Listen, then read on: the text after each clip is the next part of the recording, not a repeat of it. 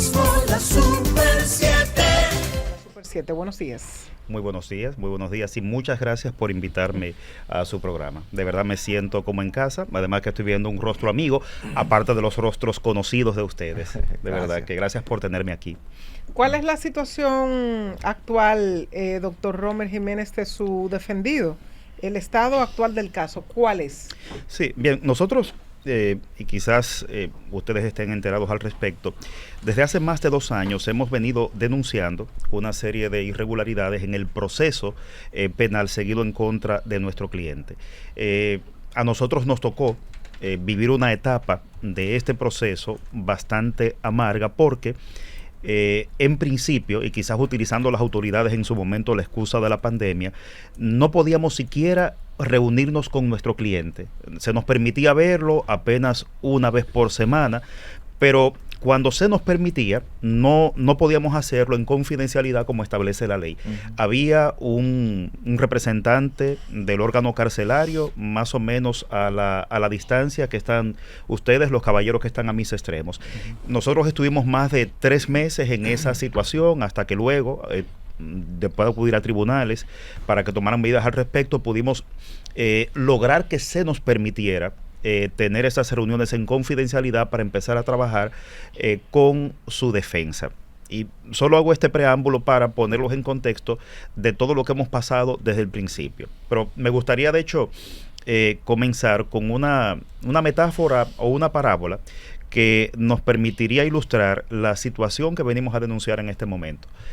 No sé si ustedes son adeptos o afines al deporte del boxeo, pero tratemos de imaginarnos, y creo que es fácil para todos, a un luchador peso mosca. Estamos hablando de 112 libras. Creo que todos tenemos la experiencia o podemos imaginarnos el peso de un hombre o la apariencia de un hombre que apenas pese 112 libras. Y nosotros somos, en este caso, los entrenadores de este individuo y lo preparamos para una pelea durante, ¿cuánto? 1 año de entrenamiento duro para que se enfrente a una persona de su misma categoría, pero llegado el día de la pelea, entonces nos topamos que viene un Mike Tyson, un peso pesado, un hombre de 212 libras. Esto nos ayuda a ilustrar un poco lo que ha pasado porque una de las principales características de este proceso, y lo digo sobre todo, por lo menos en lo que respecta a nuestro cliente, ha sido la sorpresa. Nosotros llevábamos 2 años preparándonos en condiciones precarias, debemos decirlo. Eso no impidió que reuniéramos información, que reuniéramos pruebas para sustentar nuestra defensa. Y cuando ya todo esto está montado, cuando ya hemos presentado al tribunal las pruebas y los medios que pretendemos utilizar en caso de que este proceso vaya al fondo, ahí nos enteramos de que 1 año antes, podemos hablar de manera específica, desde el mes de octubre del año 2021, había depositada una querella en el Ministerio Público, en la Procuraduría Especializada de Persecución de la Corrupción, de la que nunca fuimos notificados. Posteriormente esto mutó, el asunto empeoró porque luego esos mismos creyentes, presentaron en el mes de noviembre del año 2022, es decir, 1 año después, presentaron una acusación. Y tampoco fuimos informados de la existencia de esa acusación. Apenas, 1 semana o 2 antes de que nos tocara formular nuestras pretensiones ante el tribunal, es decir, cuando nos tocara presentar la defensa que habíamos estructurado, es cuando nos enteramos de que existen estos procesos en contra de nuestros clientes, cuando ya no hay forma de poder estructurar una defensa que se adaptara a esta nueva acusación. Decimos que es un caso que nos atañe de manera particular a nosotros porque es una acusación que pesa sobre las 6 personas que fueron imputados al principio del proceso en el caso que ha sido conocido, denominado como Coral.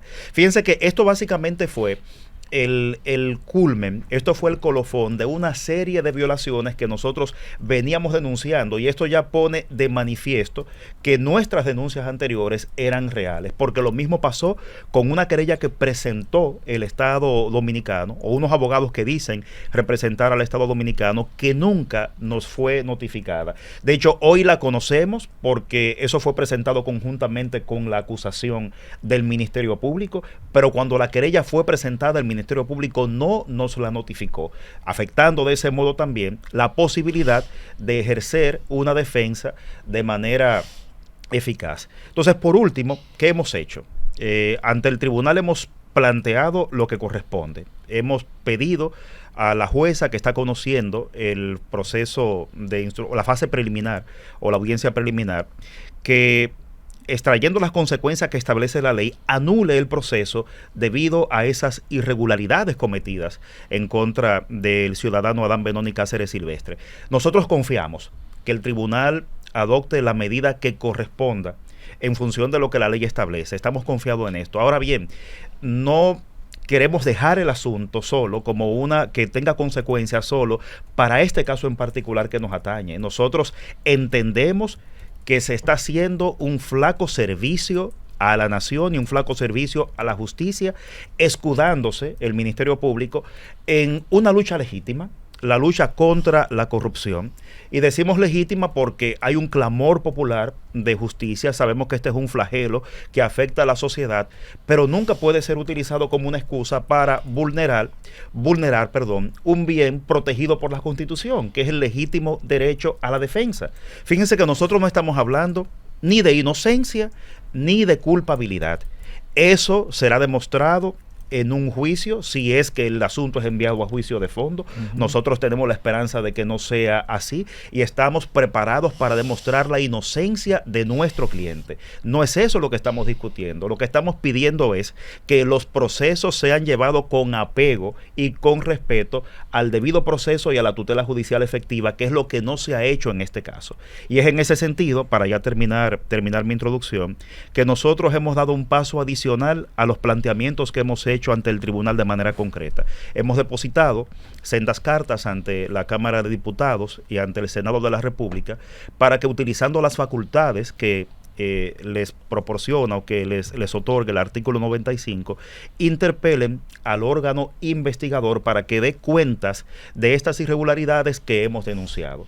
Es una facultad que le otorga también al Congreso y a todos los poderes públicos el artículo 6 de nuestra Constitución, que establece también que son estos los guardianes del respeto del derecho a las personas. ¿Hay precedente de eso? No conocemos un precedente al respecto, pero es una facultad que establece la Constitución. De hecho, muchos pudieran pensar que esto solo se refiere o que solo puede hacerse con ministros o con funcionarios públicos del gobierno central. Sin embargo, lo que establece el artículo 95 es que es posible también interpelar a los directores de organismos autónomos, y la Procuraduría General de la República y los directores de sus principales departamentos representan a un organismo autónomo, que es la Procuraduría. Entonces la ley la Constitución permite que esto se haga y nosotros lo entendemos necesario. Está ya en manos del Congreso, claro. Escuchar o no nuestro llamado. Nosotros tenemos la esperanza de que lo escuchen. Bueno, y no sería el hecho de recurrir al Congreso, no sería una muestra de que ya ustedes entienden que no hay alternativa vía los canales que establecen nuestro ordenamiento jurídico. Bueno, sí, fíjate que al principio hacía la aclaración de que nosotros ya hemos, desde el punto de vista jurídico, extraído las consecuencias de esto. Hemos hecho el planteamiento ante el sexto juzgado de la instrucción, que es el tribunal que está conociendo la audiencia preliminar. Nosotros hemos hecho, en este caso, la solicitud de que todo el proceso sea anulado. Incluso en un momento, nuestra petición no fue tan drástica. Nosotros, como no estamos eludiendo el fondo del asunto, le pedimos al tribunal que reiniciara esta fase para que nos diera la oportunidad de presentar una defensa unificada, no fraccionada como hemos tenido que hacerlo, para atacar las tres las dos acusaciones y las dos querellas que se han presentado. El tribunal esto lo rehusó y entonces le hicimos una segunda petición de que declare nulo el proceso. Y por eso decía, nosotros tenemos la esperanza de que la jueza aplique la ley y extraiga de esta situación las consecuencias que corresponden. Lo que pasa es que no queremos dejarlo en lo que suceda. Puede ser que mañana el tribunal dicte auto de no al lugar o que anule todo el proceso a favor nuestro. Sin embargo, la situación que nosotros hemos denunciado sabemos que no se ha dado solo en el caso de nuestro cliente y entendemos que independientemente de lo que suceda a lo interno del proceso, es una situación que también debe ser atendida porque esto es un mal que hemos observado que se está generalizando. El hecho de que el Ministerio Público aproveche ese clamor de justicia, ese clamor de persecución a la corrupción para elegir a un objetivo de su persecución y presentarlo al pueblo, presentarlo a la población como un culpable y de este modo dar la impresión de que están satisfaciendo ese clamor de justicia, cuando en realidad esto se está haciendo atropellando derechos fundamentales. Si ustedes lograran ganancia de causa y el tribunal anulara el proceso, ¿cuál sería la suerte entonces de su cliente? ¿Saldría libre, pura y simple y se caería todo el proceso que ha llevado el Ministerio Público? Para entenderlo, ¿verdad? Bueno, ese proceso se caería, tendría el Ministerio Público que reiniciar su investigación. ¿Y qué tanto creen que eso pueda suceder? ¿Ustedes no creen que esta estrategia le desfavorece más que lo que podría favorecerle en el aspecto judicial al final? Que eso es lo que ustedes buscan como defensa del señor Cáceres. Bueno, nosotros apostamos a la independencia de los poderes públicos y en este caso a la independencia del Poder Judicial. La decisión que este tribunal tome, y eso de hecho debería ser la jueza la primera llamada a defender esto, debe ser tomada solo en base a lo que la ley establece y en base a las pruebas que se le han presentado. Nosotros estamos haciendo, reitero, esta denuncia porque lo entendemos incluso como un deber, pero una cosa no debería afectar la otra. De hecho, nuestra intención no es retirar la solicitud que hemos hecho al Congreso en caso de que obtengamos una decisión favorable. Entendemos que el hecho de que el tribunal nos favorezca o acoja nuestra petición, lo que haría sería fortalecer la denuncia que hemos hecho y la petición que le hemos hecho al Congreso de la República. Bueno, mire, entonces... usted no considera, no sé si usted lo percibe así, que se ha politizado esto. Bueno, nosotros no tenemos ninguna vinculación con partidos políticos. Si se ha politizado, que posiblemente haya sucedido, entonces no ha sido por parte nuestra. O sea, nosotros no hemos sido los que empezamos a airear este asunto ante los medios de comunicación. Fíjese que yo recuerdo con claridad meridiana la fecha en que el Ministerio Público presentó la solicitud de medida de coerción en contra de nuestro cliente. Esto fue el día 26 del mes de abril del año 2021. 2 días antes de que a nosotros se nos entregara formalmente esa solicitud de medidas de coerción, esa solicitud estaba en los medios de comunicación.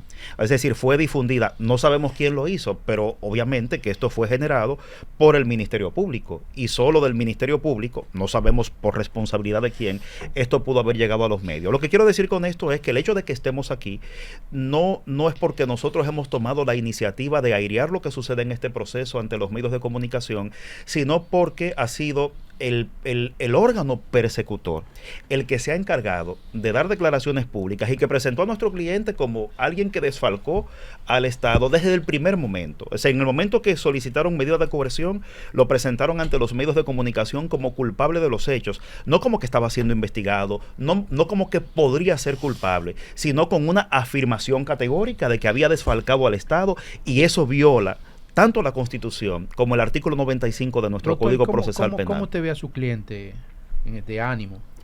Muy, muy bien de ánimo. Nuestro cliente, de hecho, nos ha enseñado a nosotros, nos ha dado lecciones de entereza, de coraje y de disciplina.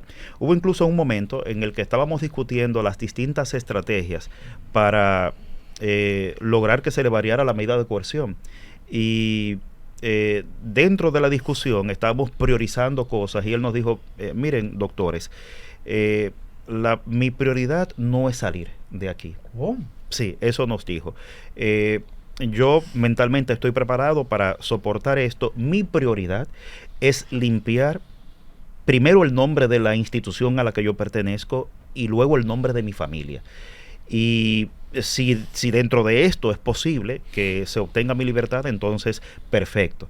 Pero no se preocupen, que yo estoy dispuesto a permanecer aquí por el tiempo que sea necesario. ¿Ya recibe su cheque normal? Hasta ahora no. Porque él decía que no le llegaba su cheque. No, hasta ahora no lo está recibiendo. El dinero todavía sigue congelado, pero estamos trabajando en eso. Ha costado un poco más de lo que nosotros hubiéramos pensado. ¿Cuándo es la el próxima proceso de audiencia? eso. Nosotros tenemos audiencia el próximo viernes. ¿Viernes? Sí, este viernes. Yo creo que es casi seguro. Bueno, Wendy creo que no me deja mentir que terminemos ese día. El próximo viernes el asunto quedaría en estado de fallo. Nosotros presumimos que por el volumen de una acusación como esta y también por la cantidad de imputados, la jueza tendrá que tomarse varios días para poder emitir un fallo, pero no el fallo escrito, sino para emitir su decisión, que la dará in voce, como decimos los abogados, para, qué sé yo, dentro de un mes o mes y medio, entregar una decisión que, por el volumen de la acusación, de las pruebas de ambas partes, nosotros presumimos que será una decisión de más de 4.000 o 5.000 páginas. O sea que es un asunto que podemos aceptar que por lo menos en cuanto al volumen es bastante complicado la decisión que tiene en sus manos el tribunal. ¿Usted se la leería toda esa página? ¿Sí la? La leería toda.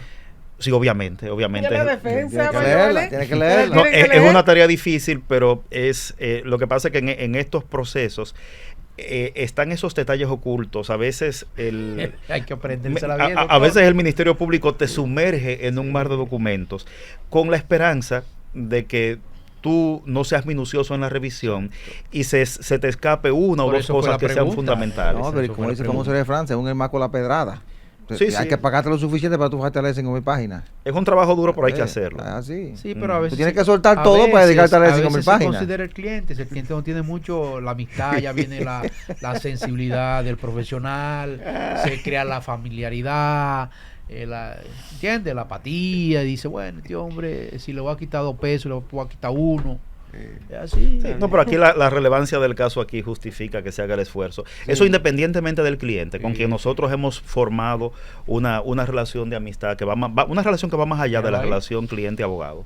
Eso es así, familiar de hecho. Bueno, pues muchas gracias al abogado defensa del señor Adán Cáceres Silvestre, el doctor Romer Jiménez, que ha estado con nosotros aquí hoy mismo a la Super 7. Doctor, muchas gracias por acompañarnos. Muchísimas gracias a ustedes por invitarme. Hoy mismo la Super 7.